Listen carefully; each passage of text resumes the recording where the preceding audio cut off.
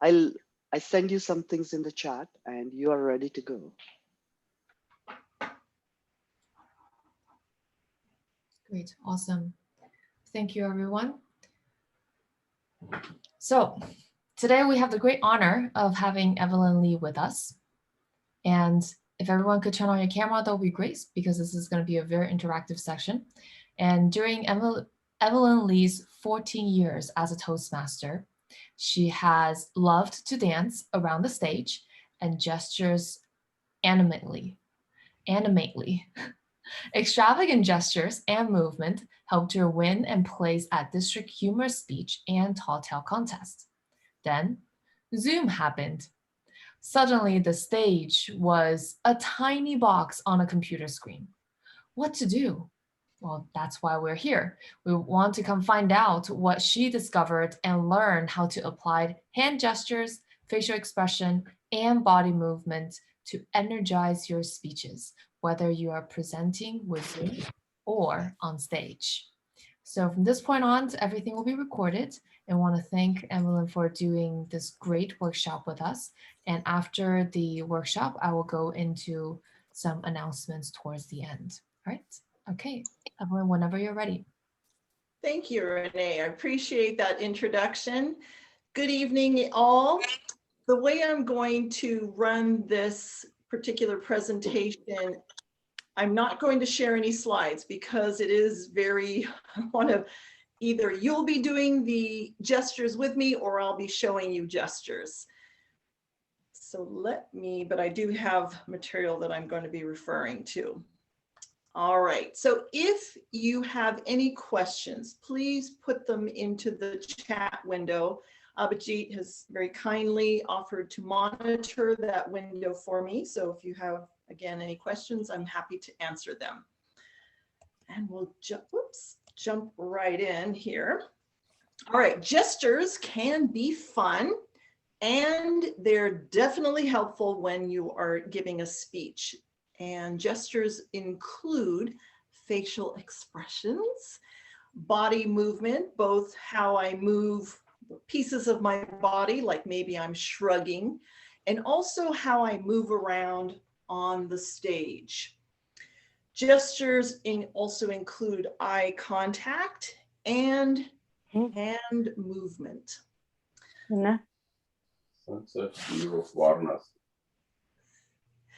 All right, so gestures are a great way to communicate without words, but they often enhance what we're saying.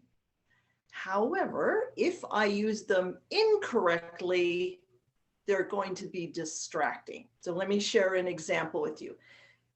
If I say, when you create a budget, there are 3 important things to consider. This is effective. This holding up 3 fingers reinforces what I'm saying. However, if instead I said, when you create a budget, there are 3 important things to consider. Now the gesture I just used, it has nothing to do with my speech. It's distracting and it's going to let everyone know I'm probably nervous. When we're nervous, we tend to soothe ourselves with movements like rocking, flipping hair. The one I see a lot after someone completes a point, they'll do a shoulder shimmy. And everyone's favorite, the hand clasp. You'll notice even professional speakers have moments on stage when they self-soothe, and that's usually with their hands are loosely clasped. Here's an interesting fact that may horrify you, and that is when we begin to speak, it takes an audience less than 7 seconds to make a judgment about your attitude, your confidence, and whether they can trust your message. And this quick judgment is based on watching your posture, your facial expressions, how you use your hands, and also how you move around the stage as you speak. So what do we do if we're not confident speakers? Just fake it till you make it. Here is just one little exercise you can practice the next time you're practicing your speeches at home. If you know you are a nervous hand clasper, try telling yourself, instead of gripping your hands together, try creating a steeple. That way it's not as clenched, and this gesture often is perceived as you're thinking about something or you're philosophical. Now, once you can do this and you're comfortable, then try putting one hand down when you're practicing, and then maybe you have one hand up. Eventually, the goal is to have both hands down by your sides until you're ready to bring up a hand to gesture. Okay, let's tackle body posture. If you plan to present from your chair, especially with Zoom, hunching minimizes your physical presence. You look less confident or competent. The more space you take up in the screen, the more power and confidence you communicate. So you want to sit up straight, square your shoulders, and look directly into your camera. And a good test to see, are you close enough or too far from your camera, is you should have no more than 3 fingers space from the top of your head to the top of your screen. That's good placement. And remember, before the Toastmaster introduces you, or the MC, you want to be smiling, because that conveys warmth and makes your audience feel more at ease. If you're standing to give a speech, be careful that you're not so far back from the camera that you are a little tiny person. Hi! No, you want to make sure you're pretty much, I have to look at my other monitor here, pretty much filling the screen. You want to start center stage, arms at your sides, or maybe steepled if you're still working on that, and smile to show you're relaxed and confident. Now, I keep saying smiling. A lot of people are fairly cool and not as cheesy as I tend to be. There are 3 kinds of smiles. Cool and confident would be a direct gaze at the camera or at your audience with maybe a small closed smile. And this is your posture right before you're going to be introduced. The second kind of smile would be, if this is your personality, warm and welcoming. You're probably showing more teeth. Your head might be tilted a little. This is, again, a good way to warm up the audience. And then if you are a clown, you're coming out to just entertain, then you're probably going to have a big old grin. But just know you wouldn't want to begin a regular speech with a ha, because it's going to convey a little bit too much goofy energy. All right, let's get into specific kinds of gestures. I'm going to start with facial expressions. Your facial expressions convey believability very quickly. Let me give you a bad example. Standing up to give my first speech, I was really scared. Did I look scared when I said that? No. Now, if I don't feel comfortable showing emotion or acting a little bit, then I'm going to have to include a lot of descriptions to prove to the audience I really was scared at that moment. For example, I could have said, my heart was pounding, I felt like I couldn't breathe, and I probably looked like a deer in the headlights. Those descriptions will convey how I felt to the audience. But in a 5 to 7 minute speech, I have now lost precious time that I could have spent on important points. If instead I had said, standing up to give my first speech, I was so scared. Let me tell you how I overcame that fear. Very quickly, I've conveyed the fear through my facial expressions, and then I can get right into my content. Okay, we're going to practice now together. So if you want to play along, put on your video and maybe go to gallery view or flip over so you can see yourself. It's going to be a little bit like acting.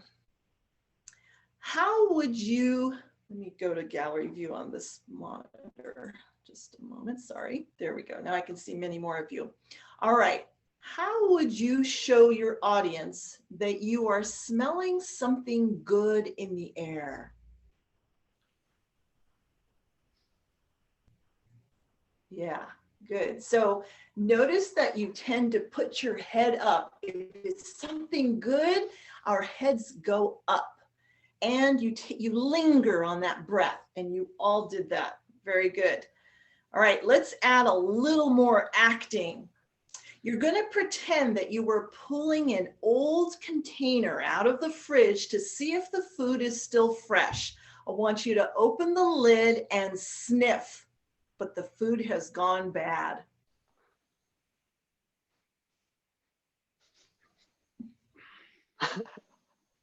Right, everybody did a similar thing, which is after you sniff, you turn away from it. It's like painful. You get a pained face because it's awful. Well done, good, love it. All right, let's try a different sense. Let's see what it looks like if you were trying to hear someone whispering.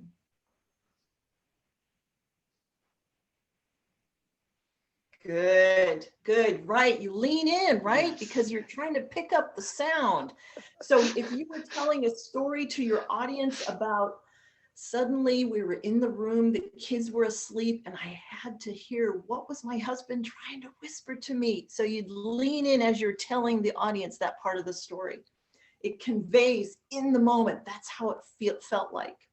All right, let's try one more. This time it's your sense of taste. Let's say your friend wants you to try something you've never eaten before. You're not sure if you're going to like it, but you're willing to try. Show us how you would take a bite, chew, and then let me know, is it good or bad?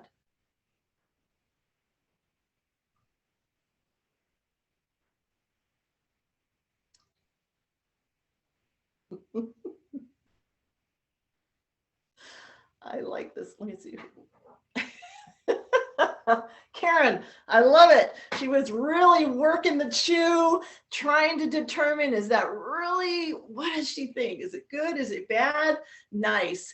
And notice that everyone carefully takes a bite. They don't just hump.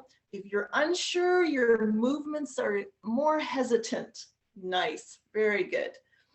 All right. So notice that without any words, you have conveyed so much meaning and emotion just using your facial expressions. Okay, I'm going to talk now about body movement. We've discussed and played a bit with facial expressions, so how about moving our bodies during a speech? We want to avoid the rocking, which often is just a way to burn nervous energy. We want to move with purpose. And if you move towards the audience during a speech, it shows power and emphasis. It's a great way to grab the audience's attention. Here's an example for you. There are many ways to write a speech, but to grab the audience's attention, start with a great opening statement. So at the point where I really wanted to stress that last piece, that's when I leaned in. It's an easy technique to try when you want to emphasize something. Moving forward is also effective if you're telling a joke. What kind of flower grows on faces? Tulips. It's not a good joke, but you get the idea. So for punchlines, definitely lean in towards the audience. If you are going to stand to give a speech, so that movement forward can be done whether you're sitting at your computer or you're standing up. But if you're going to stand, you're not sitting to give your speech, you absolutely have to move. If you just stay in one spot for your whole speech, you're going to look stiff and scared. It's a similar effect on the audience as speaking in a monotone. So when is a good time to move? Anytime you're going to start a new point. Here's an example. To make sure we maintain better brain health and avoid things like memory loss, we need to eat the right kinds of foods. And research shows there are 5 important foods we should all be eating. Number 1 is leafy greens. And then I would go on to talk about leafy greens when I'm ready to go to point 2. Number 2 is chocolate. So anytime I'm introducing a new point, that's when I move to a new spot. And of course, when you're on stage, I don't know how many of you are going to go back to in-person meetings. You may have a giant area you have to use up. Here in front of the camera, I basically am taking a little tiny step to one side or the other. Another good time to move is when you're telling a story and you go back or forwards in time. Here's an example of that. As a kid, I could not stand Brussels sprouts. My mother would boil those little green balls, scoop them out on a plate, and I would cry as I tried to gag them down. The taste was so bitter.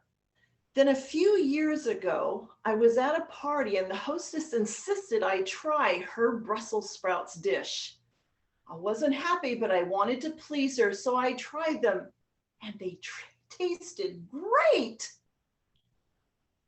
Our sense of taste often changes from when we were kids. So there's an example. When I went back in time, I took a step, or when I started a new point, I took another step back. All right, this movement thing to me is so important and people feel uncomfortable doing it. So this is one of those times where we're going to do, how many folks do we have? 11? Maybe we could do it here. Do you want to do breakout rooms or do it right here? We can do breakout rooms, 2 breakout rooms. Okay, all right. Sure. So let me share my screen here so you know what the instructions are. Sorry, one moment.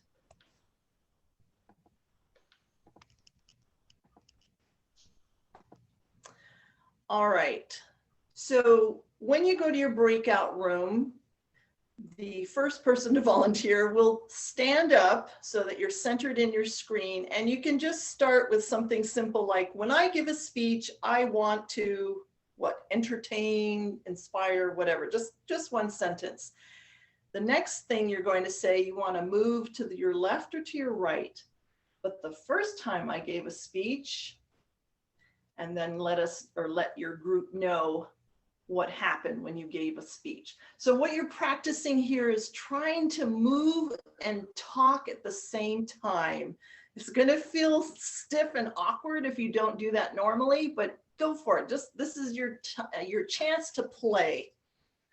And Abhijit will set you guys up with breakout rooms. Yes, please take a screenshot of this because you will need it.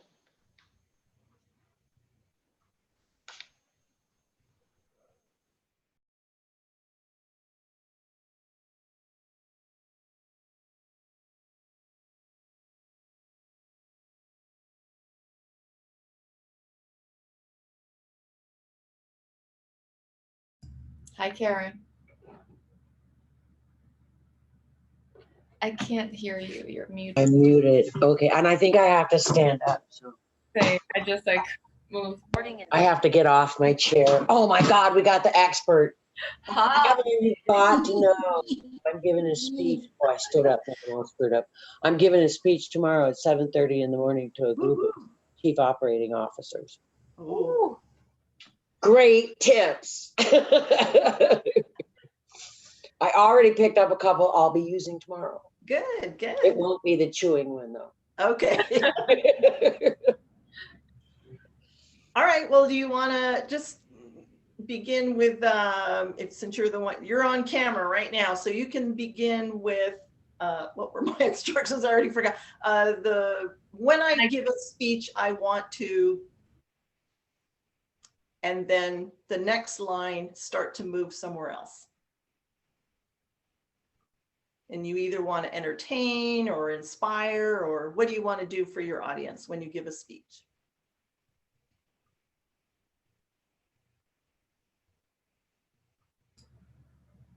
Oh, sorry, I was on mute. So when I give a speech, I want to entertain people. But the very first time when I gave a speech, I was so nervous. Good, good. That, yeah, see how you caught yourself? That's when you want to practice it at home. That way it's smooth, but you almost had it. You were really close. You did catch it and took a nice, just a small step. So you didn't get off the camera. Yeah, very good. Very good. Anybody else want to try? Karen, did you want to give it a shot? Oh, sure. Okay. When I give a speech, I want to persuade, but I also like to include a few jokes because people like that. Nice. You're a professional. You definitely got it down. It is, yeah. I'm still practicing. Sorry. No, you did very well. How about you, Renee? You want to give it a shot? Yes. When I give a speech, I want to empower people. But the first time I gave that speech, I messed up. That was good. Very good. You guys, both Karen and Renee, you took it farther. Was it Mega? She did exactly what I was expecting of everyone, and the two of you went for that other one where you leaned in. It really does grab our attention. Huge difference. Yeah, nice. All right. Well, I guess we can return. I don't know. I forgot to tell Abhijit we only need 5 minutes. I'm going to leave the room if you want to keep practicing or do other things. Cool. Or can we do that? I don't know. I don't know. We can leave the room. How can we leave the room? We can leave the room and then go back to it. Karen, good luck tomorrow with your speech. Oh, thank you. I'm just got my setup and everything to practice, right? So it's Like it. What is the speech about? Huh? What is the speech about? It's trying to persuade people to move forward with diversity and inclusion. Oh, that's great. And I'm using the pandemic and a bunch of other things to say, this is the time to act. So I'm trying to put on my most persuasive hat. That's awesome. That's awesome. Yeah, I think this gesture workshop will come in very handy. Oh, this one is really good. It's interesting. In another club, we've decided we should do some workshops, and she's on my list now, right? Because she's one I want to bring into this club because this is and this is exactly what we wanted is hands-on practice workshops, right? Let me go into the Zoom room and try it. So I think Megan should try it again. There you go. Do it. Come on, add some more. We want to see you. When I give a speech, I want to motivate the people, and also I want to entertain them so that they will enjoy the speech and they will not get bored. But the very first time when I gave a speech, I was so nervous and I was like, I did mess up. Excellent. I love the leaning in. You do that well, right? But you could come even closer. Because if you really want to tell a secret, it's better to get closer. Ah, right? But it has to be, that's like your most, I think she said, right, your most intense, right?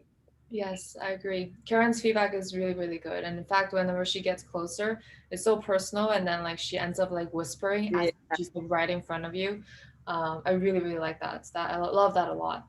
Oh, another It's power. It's very powerful. it's absolutely powerful. And is it Mega? Yeah. Mega, right? I think one other comment just watching you just now is you perhaps want to try this a little bit. Yeah, You've got the hands. right. I saw the hands. You were Yeah. doing. I you were doing this. noticed after a couple of seconds, then I noticed. But Okay. well, try it though, because that really and it feels different, Uh-huh. Absolutely. right? I mean, so get up and try it doing this.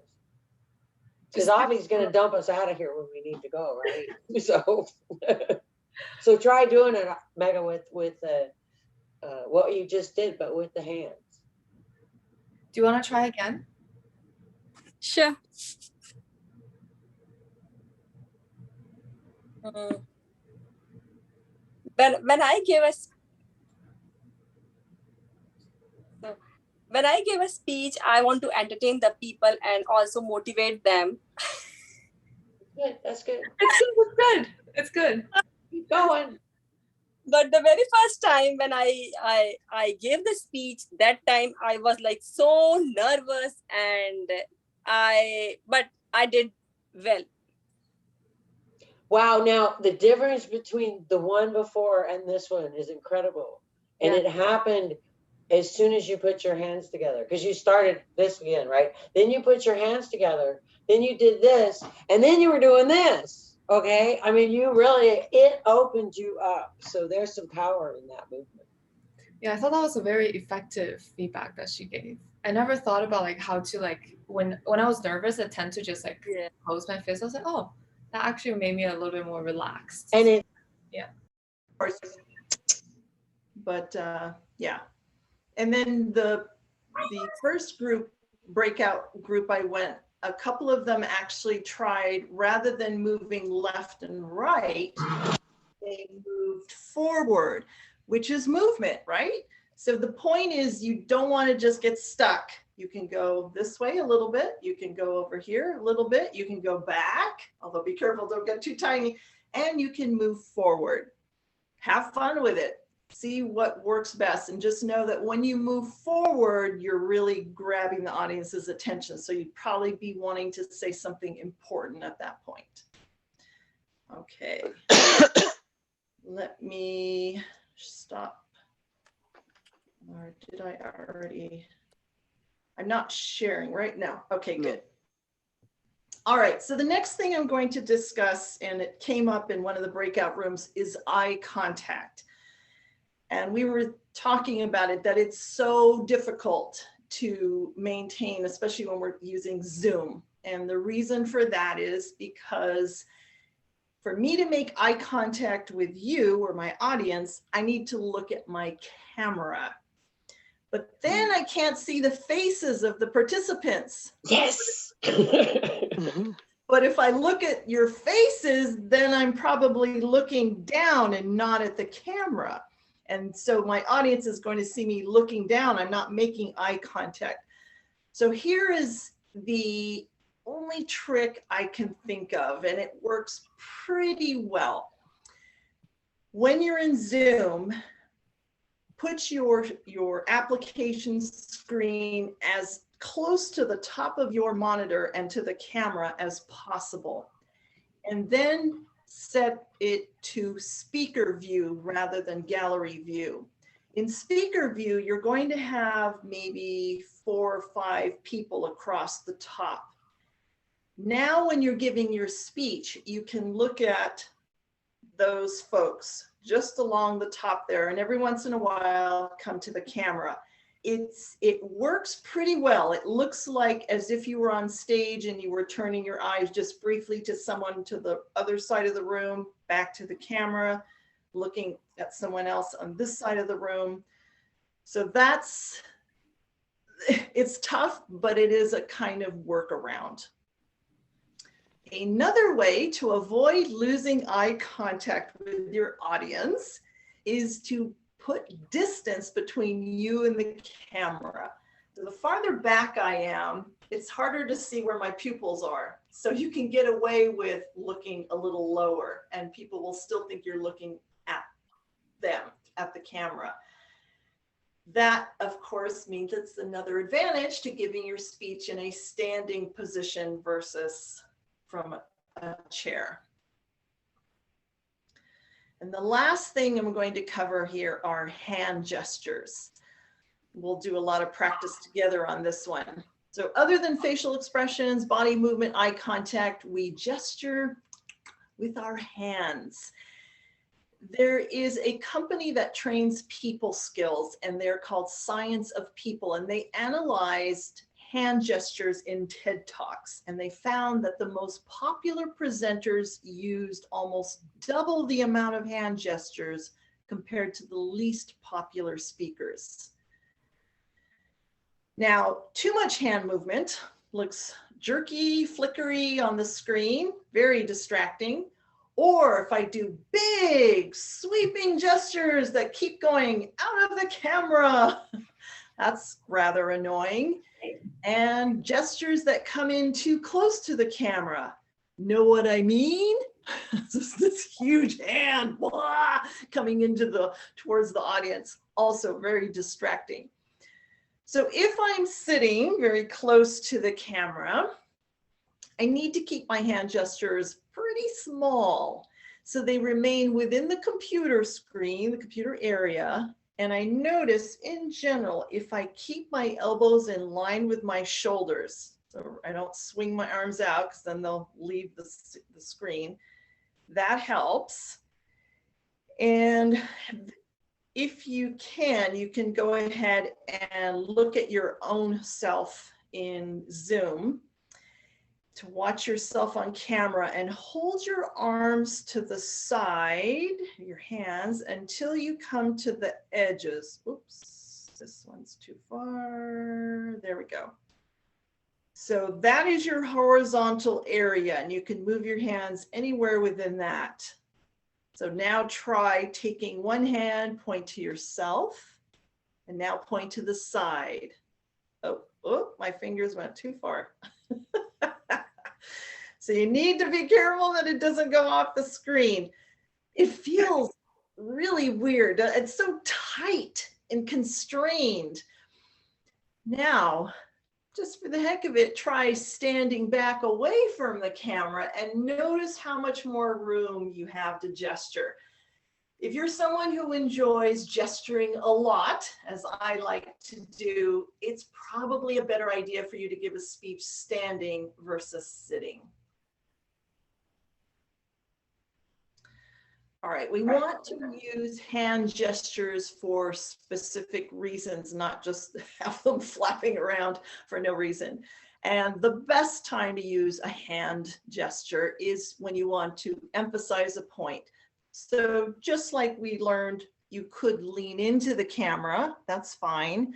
But if you wanted to stay where you were, you could have your hand make an important point. So that's, if you're going to emphasize a point, you can put your hand out. You also can use hand gestures to structure your speech. So whenever you're listing or counting things, there are 2 points I would like to make. Or if you want to be more manly, macho, masculine, then you would probably turn the back of your hand.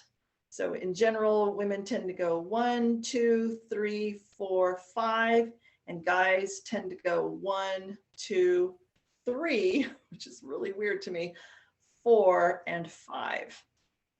Do you have to, men or women can do either one, it's not a big deal. I just notice in general, guys are tend to put the back of their hand. So the position of your palm does matter in some cases.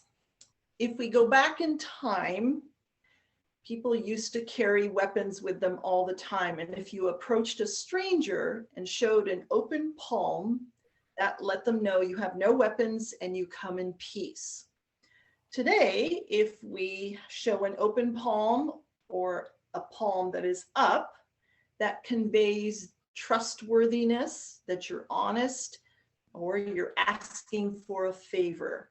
Palm down, you're still trustworthy, but your request will probably seem more like a demand. Let me give you 2 examples. Same words, just the hand will change. See if you feel a difference depending on how I hold my hand. I would like to encourage all of you to include gestures when speaking. I would like to encourage all of you to include gestures when speaking. So this one is a bit more like I expect of you. When you hold you can also use hand gestures to show emotion. When you hold your hands close to your heart, it's a great way to indicate that you're being sincere. So you might say, I promise you, or I really mean it. It can also show how we indicate a strong feeling about something. The kindness she showed me that day really changed me. Or the laughing baby was so precious. So this is an emotional, a warm kind of gesture. What if you need to point? You wouldn't say, you all need to pay attention. Pointing single finger is usually going to be perceived as associating blame or making people feel like they're being judged. Instead, do it like the politicians. How do they do it? They tend to tuck their finger in and they point with a knuckle. So if you wanted to point out something for some reason in your speech, turn your finger in. Barack Obama used to do more like the finger, like a bird, thumb and forefinger, and point like that. For my own self, when I need to point, I do the karate chop. So I'll go like this.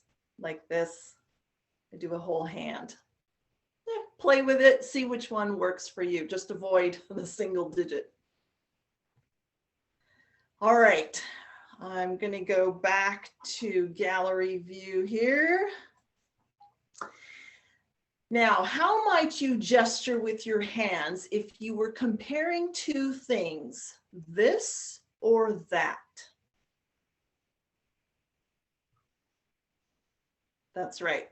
This or that. Nice. That kind of hand gesture when you're giving a speech can be a powerful persuasion gesture. So let's take it a little bit, one step further. Let's compare, in this case, ice cream flavors. So you're going to hold your hands up, vanilla or chocolate. Right, so keep holding your hands up. Now let me know, which do you prefer? Yeah, so the one you like, you either raise it or you drop the other one. Without words, that is very clear to your audience and stresses the importance of one or the other. Okay, similar is here or there. Here or there. Yeah, lots of different ways on that one. Could be here, there. I saw someone do single fingers. You could be here or there. All right, so show me, do you live near or far from where you lived as a child?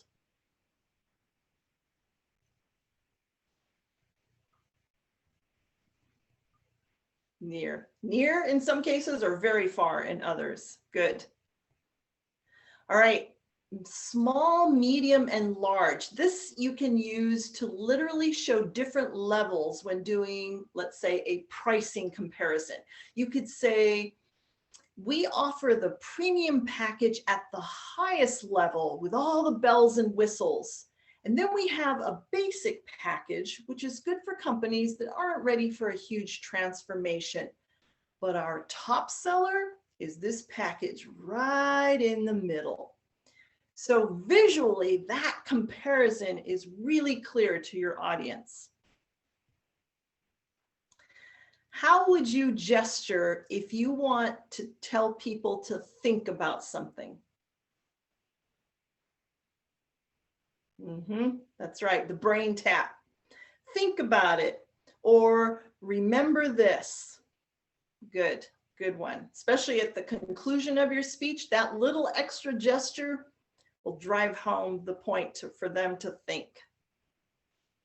Okay, how would you gesture with your hands if you want to emphasize strength and encouragement? Like, yes, we can do this. Good. Oh, and you all were so good. I was watching to see, is anybody going to go out of the screen? Nope, you all kept your fists. Very good. Yay. Very proud of you. Very proud of you. Good job. Okay. 2 things to keep in mind when you're using hand gestures. Gestures in front of the body disappear. There's just so much going on. There's your face, there's your clothes. If you have jewelry like me, it's just too much distraction. Much better to hold your gestures away from your body. For instance, I'm going to share with you 3 important steps for handling an emergency. So this is good. 3 important steps in front of my body. That's not a strong gesture. So away from the body. And the last thing to keep in mind, when you use gestures to create a scene in the audience's mind, be careful that you don't destroy the scene or wipe out the poor character by forgetting that they're there. So let me see if I can do this example. All right. My grandmother, she is such a sweet little lady, gray hair, loving heart, and always eager to hear my stories. So when I was at school and it was time to go home, I couldn't wait to go see her. So be careful if you've just set something up in the audience's mind that you don't crash into it, knock it out, whatever. It's the kind of thing where you want to practice with a friend or a family member so they'll notice and tell you, hey, you just hit poor granny. All right. Okay, this is going to be our final practice. Let me share my screen again and we'll go out to breakout rooms. All right, so in this practice, what I'm looking for is believable gestures. You're going to be throwing or you're going to be catching, and there's going to be a little bit of talking.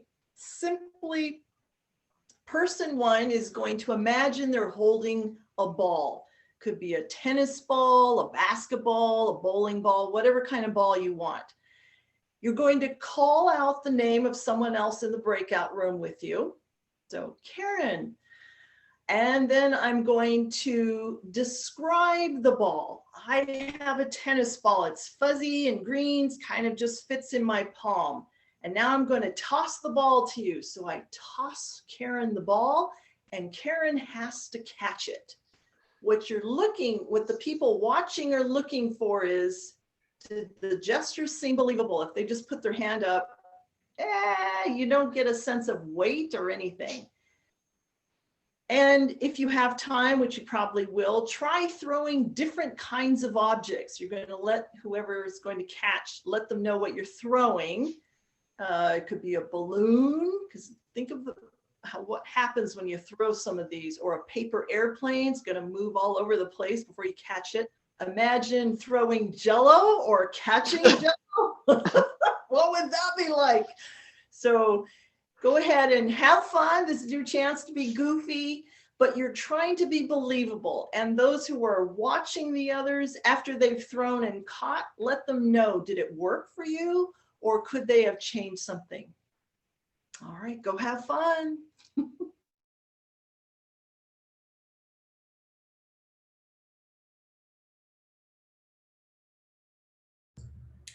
All right. Karen, you ready? Yes, I'm ready. Bring it on, Renee.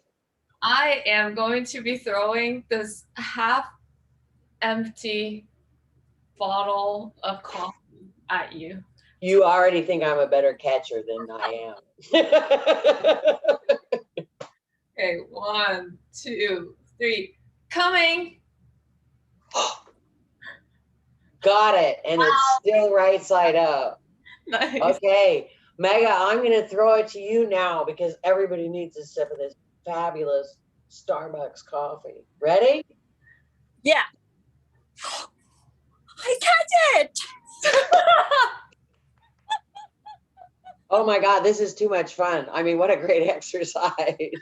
You know, the thing is, it's interesting because like I was thinking about this coffee. I was like, oh, one of you guys are likely gonna at least mimic the fact that this coffee is gonna spill on you because this cup right here actually doesn't have a lid fully. I know, it's just a hole. Yeah. But then especially Megan, like earlier when she caught it, right? She did this. She was like, oh yeah, I caught it. I was like, that is completely water just gonna be on her. Right in your face. Oh, I got it. Yeah, so that's really interesting because it's kind of like the person that's like throwing it will know whether the catcher will be able to do it almost like accurately.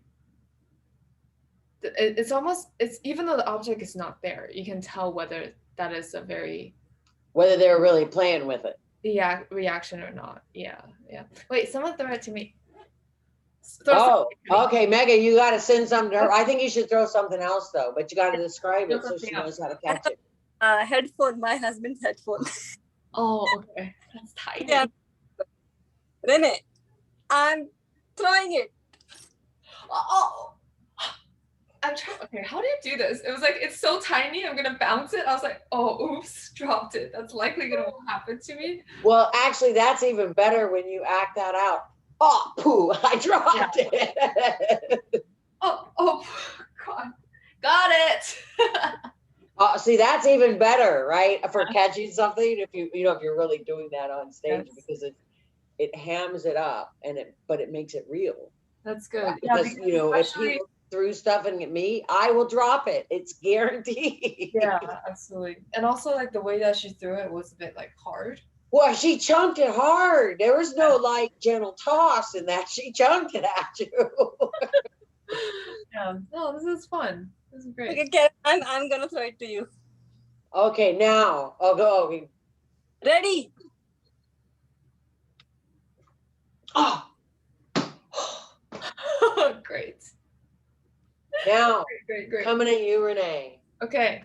This is a giant feather pillow, and it's like king size.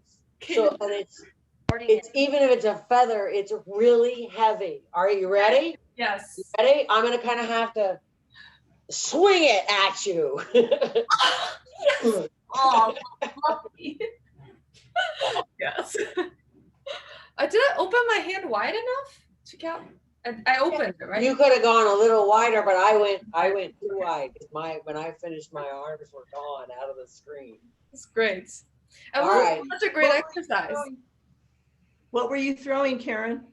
A giant feather pillow. Oh, wow. Ellen, I will throw it to you. Ready? I just got this giant pillow feather. Evelyn, ready? 1, 2, 3. Coming your way.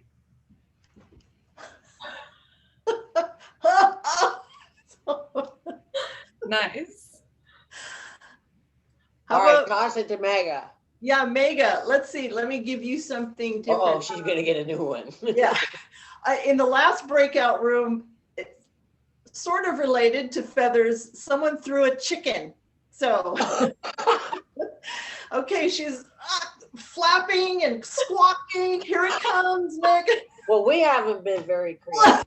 Dadgummit. Good. Care of chicken. Facial expressions, hand gestures, the whole thing.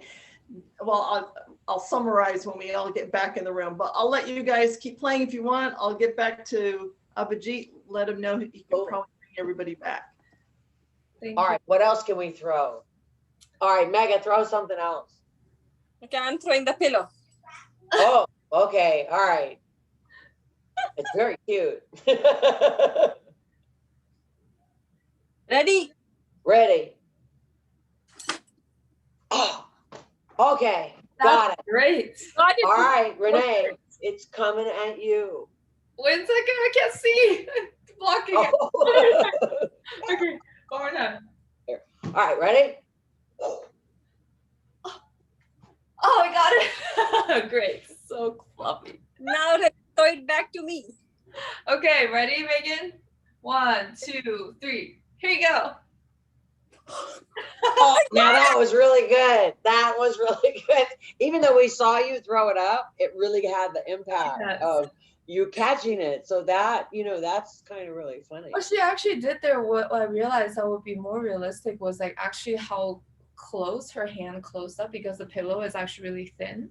But then when I catch it, I try to like make it flat, which might be actually harder to catch because it will likely throw in like the You would probably would grab do it like that, like right? this. So actually she acted that out. I was just like, oh wow, okay, that's good observation in terms of what's actually real. Okay, welcome back. I enjoyed very much all of your creativity. I thought everyone did a great job, not only of indicating with hands the weight of something, but often facial expressions. How, oh, if a chicken came flying at them, what did they do? Or if something was heavy or light.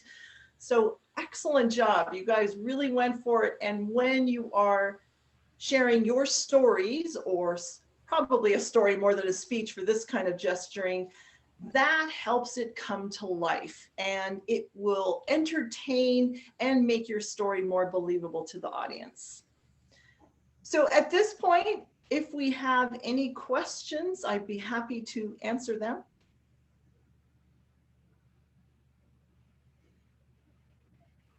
Yes, Karen. I'm in another club that really needs to have your workshop. Can you drop your email in the chat and I'll be happy to set something up for you, because this, by the way, Evelyn, this was entirely too much fun. I almost didn't come tonight because I have this big presentation and I should be practicing, but I said, well, come on, this may give you the tips you need. And I am so glad, because this was a blast. Right? Was it fun for you guys? I just think it was totally fun. So thank you. Thank you. You're welcome. You're welcome. And Evelyn, I have to say, just to add on top of what Karen said, I really, really enjoyed it. So me, Megan, and Karen were in a group. And Megan, do you want to show that pillow that, so we ended up the last one, we were throwing that pillow and we found some like very interesting observation, because the first couple of times they were like fake pillows and everything else. And then we're trying to catch that pillow when she was like throwing it to me. I tried to catch it this way. And then when I tried to throw this pillow back to her, so she pretended she threw that pillow into the air and she caught that pillow this way. Because that pillow is really narrow, so most of us is actually going to do this instead of this action. So we almost like immediately realize what is actually a real gesture. So it's also very obvious for people just trying to do something they think it's real when it's actually not. So they haven't really put that in perspective in terms of what it's like in the real world.